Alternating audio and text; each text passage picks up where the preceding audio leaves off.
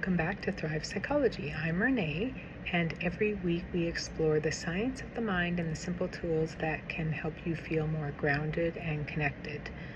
Last week we looked at dopamine, and this week we are looking at oxytocin. That is the hormone related to trust and connection. Now, oxytocin is sometimes called the love hormone or the cuddle chemical, and while it's true that oxytocin is released during moments of bonding, when we are hugging someone, breastfeeding, or there's intimacy, its role in our mental health is much broader than that. So let's talk a bit about what is oxytocin. So oxytocin is both a hormone and a neuropeptide, and it's produced in the hypothalamus. So that is a part of our brain that is known as the smart center, and it controls and maintains a stable internal state, also known as homeostasis. So oxytocin is produced there and released in the brain and bloodstream. It influences trust, empathy, and the feeling of social safety.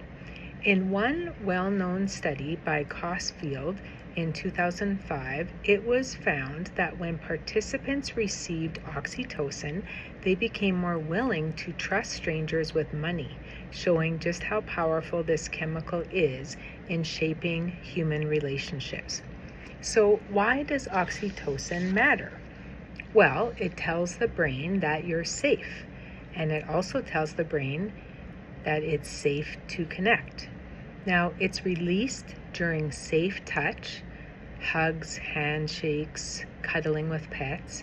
It's also released during eye contact, empathetic listening, or shared rituals like group singing, dancing, or eating together. When oxytocin is flowing, we feel calmer, more trusting, and more resilient in our relationships. But what happens when we are having a disconnect from oxytocin? When oxytocin levels are low, people feel lonely, even in a group of people or in a crowded room. People feel disconnected from loved ones, and people can feel hypervigilant, really super aware, and really struggling to trust others. Heinrichs and others in 2009 found in their study that oxytocin normally buffers stress, but chronic isolation or trauma can reduce its effectiveness, which leaves people feeling isolated, disconnected, and cut off. So if this resonates with you, know that you're not alone. And on Thursday, I'm going to share some simple, research-backed ways to build your oxytocin system and gently rewire for warmth and connection. If that sounds helpful, don't miss it. And so that you don't miss anything coming up in this series, please consider subscribing or sharing it with others that you think might need this information and evidence-based strategies as well.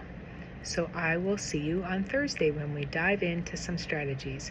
Until then, take care. You got this.